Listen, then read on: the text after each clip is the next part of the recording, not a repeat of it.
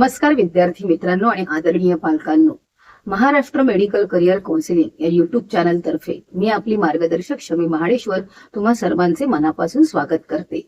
जर तुम्ही यावर्षी नीट परीक्षा दिली असेल किंवा आगामी नीट परीक्षेची तयारी करत असाल तर वैद्यकीय प्रवेश प्रक्रियेसंदर्भात राष्ट्रीय पातळीवरून एक अत्यंत महत्त्वाची आणि मोठी अपडेट समोर आली आहे। 12 जून 2026 रोजी टाइम्स ऑफ इंडिया मध्ये प्रसिद्ध झालेल्या अधिकृत वृत्तानुसार नीट परीक्षेला विरोध करत एका राज्याने थेट 12वीच्या मार्कांवर प्रवेश देण्याची मागणी केली आहे। या मागणीचा आगामी नीट काउन्सिलिंगवर, देशावर आणि प्रामुख्याने आपल्या महाराष्ट्रातील विद्यार्थ्यांवर काय परिणाम होऊ शकतो याचे एक सखोल आणि संतुलित शैक्षणिक विश्लेषण आज आपण या व्हिडिओमध्ये पाहणार आहोत। व्हिडिओ शेवटपर्यंत नक्की पहा। आता आपण बातमीचा अधिकृत संदर्भ पाहूया। नवी दिल्ली येथे आयोजित नीती आयोगाच्या 11व्या गव्हर्निंग काउन्सिलिंग कमिटीत तामिळनाडूचे मुख्यमंत्री सी जोसेफ विजय यांनी आपल्या राज्याची भूमिका मांडली। या अधिकृत बैठकीत तामिळनाडू सरकारने केंद्र सरकारकडे एक विशेष प्रस्ताव सादर केला आहे।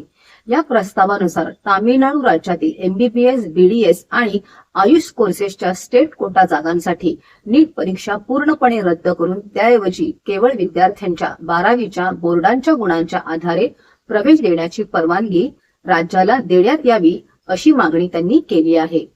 मुख्यमंत्री विजय यांच्या मते राष्ट्रीय पातळीवरील एकाच प्रवेश प्रक्रियेमुळे ग्रामीण आणि सामाजिकदृष्ट्या, आर्थिकदृष्ट्या दुर्बल घटकातील विद्यार्थ्यांना वैद्यकीय शिक्षणात अडचणी येत आहेत।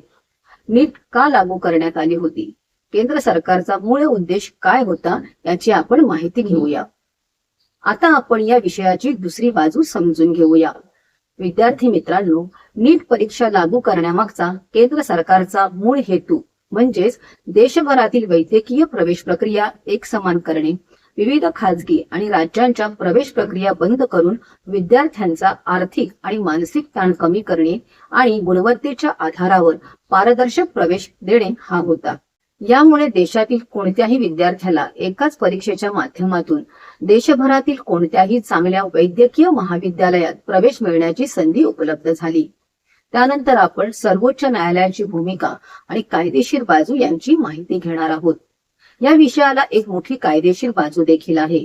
सध्या नीट ही सर्वोच्च न्यायालयाच्या विविध निर्णयामुळे आणि राष्ट्रीय वैद्यकीय आयोगाच्या NMCच्या नियमांनुसार देशातील वैद्यकीय प्रवेशासाठी अनिवार्य परीक्षा आहे। सर्वोच्च न्यायालयाने वेळोवेळी वैद्यकीय शिक्षणातील पारदर्शकता आणि गुणवत्ता टिकवण्यासाठी नीट परीक्षेचे समर्थन केले आहे। त्यामुळे तामिळनाडू सरकारने जरी मागणी केली असली तरी यात कोणताही बदल करण्यासाठी खूप मोठ्या कायदेशीर आणि धोरणात्मक प्रक्रियेतून जावे लागेल। अनेक पालकांचा इथे संभ्रम होतो, तो दूर करणे आवश्यक आहे। पालकांनो, हे लक्षात घ्या की तामिळनाडूचा हा प्रस्ताव प्रामुख्याने त्यांच्या स्वतःच्या स्टेट कोटा जागांसाठी आहे। ऑल इंडिया कोटा म्हणजेच AIQ आणि इतर राष्ट्रीय स्तरांवरील प्रवेश प्रक्रियेबाबत या प्रस्तावात कोणताही बदल सुचविण्यात आलेला नाही। याचाच अर्थ तामिळनाडू राज्याची मागणी आहे की आमच्या स्टेट कोट्यामध्ये आम्ही राज्यातील विद्यार्थ्यांचे हित लक्षात घेऊन 12वी बोर्डाप्रमाणे गुण विचारात घेऊन प्रवेश देण्याची व्यवस्था करू आणि ऑल इंडिया कोट्यामध्ये आम्ही सर्व नियमांचे पालन करू।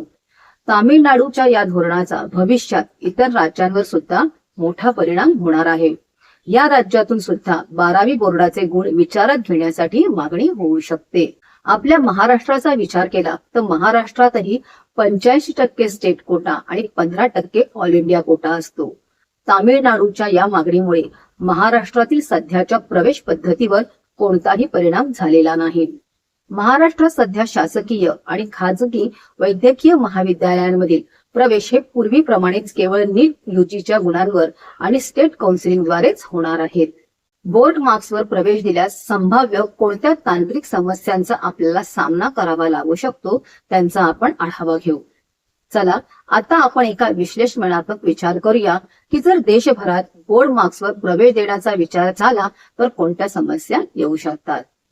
जर सर्वत्र 12वीच्या बोर्ड मार्क्सवर प्रवेश देण्याचा विचार झाला तर विविध बोर्डांचे जसे की CBSE, ICSE आणि वेगवेगळ्या राज्यांचे स्टेट बोर्ड्स अभ्यासक्रम आणि त्यांची मूल्यमापन पद्धती आणि गुण देण्याचे निकष हे एकमेकांपासून पूर्णपणे वेगळे असतात।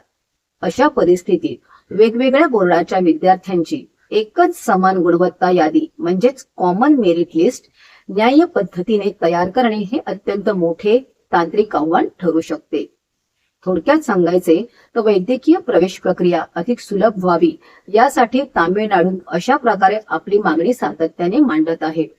परंतु सर्वात महत्वाची गोष्ट म्हणजे यावरील अंतिम निर्णय प्रक्रिया ही पूर्णपणे केंद्र सरकारच्या हातात आहे.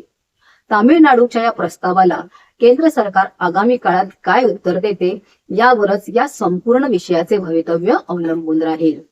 तोपर्यंत देशभरात नीट हीच वैद्यकीय प्रवेशासाठी एकमेव आणि अनिवार्य परीक्षा असेल. त्यामुळे 2026 आणि 27च्या नीटची तयारी करणाऱ्या विद्यार्थ्यांनी कोणत्याही सोशल मीडियावरील अफवांवर किंवा अर्थवट बातम्यांवर विश्वास न ठेवता आपली तयारी पूर्ववत सुरू ठेवावी. सध्या नीट परीक्षा कुठेही रद्द झालेली नाही किंवा चालू वर्षाची प्रवेश प्रक्रिया पूर्वीप्रमाणेच नियमितपणे पार पडणार आहे.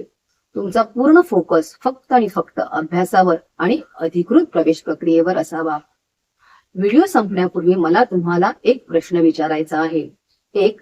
देशात नीट परीक्षाच कायम ठेवावी का? 2.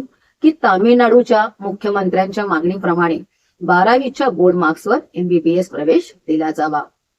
तुमचे मत खाली कमेंटमध्ये नक्की लिहा, जेणेकरून विद्यार्थी आणि पालकांचा कौल काय आहे हे समजेल. या व्हिडिओमध्ये दिलेली माहिती ही 12 जून 2026 पर्यंत उपलब्ध अधिकृत वृत्त आणि सार्वजनिक माहितीवर आधारित एक केवळ शैक्षणिक विश्लेषण आहे. अंतिम नियम, अधिसूचना आणि प्रवेश प्रक्रिया ही संबंधित प्राधिकरणाच्या NTA, NMC, state counselling committee अधिकृत घोषणेनुसारच लागू राहतील.